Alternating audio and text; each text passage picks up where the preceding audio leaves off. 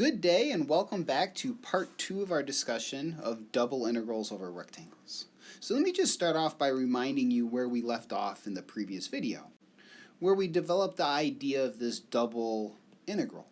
And remember, we went through some, but maybe not all of the details. I'm sure you would have been happier with a few less details. But remember, the big and maybe most important takeaway is that we have this interpretation. We can think of a double integral as calculating a net difference in volumes. That is, how much volume is enclosed by the surface representing the graph of this function f that sits above the z equals 0 plane, subtract away the amount lying below, all relative to that rectangle R. And similar to calculus 1, we will refer to this sum as being a double Riemann sum, and the double is simply because we have two summations. So a double Riemann sum. And it has now become a reasonable question to ask, can we use one of these Riemann sums to estimate the volume of a double integral? So for example, let's consider the function sine of the quantity x plus y, and we'll let our rectangle be from 0 to pi in the x direction, and 0 to pi also in the y direction. So we have a very reasonable looking rectangle. And we would specifically like to use a Riemann sum where m and n are both equal to 2. And this is simply telling us how many subrectangles we want to break our larger rectangle into. The m is referring to how many in the x direction, and the n is referring to how many subintervals in the y direction. And we don't need to really overthink this. We can just think in the x direction, if we want to break it up into two subintervals, pi over 2 would be that midpoint. In the y direction, the same idea. Pi over 2 would be the midpoint, which places a 2 by 2 grid on our rectangle. So now back to this original question. We would like to estimate the enclosed volume. So in order to do so, we're really asking, what is an estimate to this double integral? And in order to estimate this, we are using a double Riemann sum. We're using I equals 1 to 2, the sum from j equals 1 to 2. And we're summing up, and I'm going to just generically write this as f of x sub I, y sub j, delta a.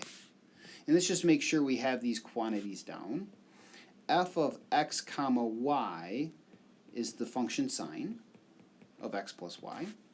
And delta a, we actually know precisely what this will be. Delta a is the area of any one of these subrectangles, as they are all exactly the same.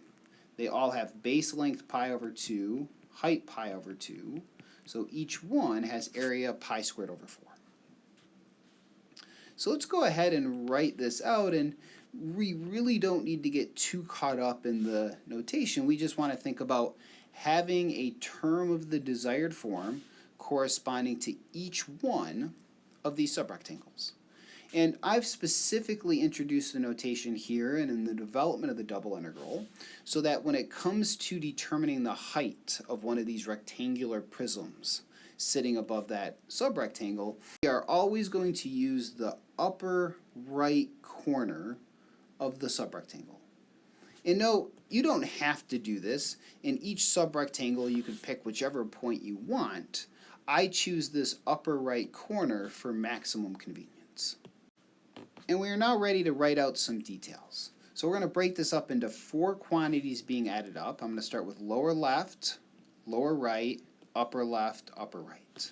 For the lower left rectangle, we are using the upper right corner, so think the point pi over 2 to determine the height, and then we multiply it by the area of that subrectangle. We put a plus sign, we move over to that lower right. We are determining the height at the point pi over 2. And then we move up to the upper left, which would be f of pi over 2 comma pi times pi squared over 4. And lastly, that upper right, we're using the point pi comma pi times the area of the subrectangle. And note we've written this very generically in terms of f. Let's go ahead and translate this back into our function of interest. And note each and every one of the terms involves this pi squared over 4. So I'm going to go ahead and factor that out. In the first point, pi over 2 comma pi over 2, our function gives us back sine of pi over 2 plus pi over 2. And then in the next two, we get the same thing, sine of pi plus pi over 2, plus the sine of pi over 2 plus pi, plus the sine of pi plus pi. And note these are all common values. The sine of pi is 0, the sine of 2 pi is 0, whereas the sine of 3 pi over 2 is equal to minus 1. Which gives us the pi squared over 4, and in brackets, we have a minus 2.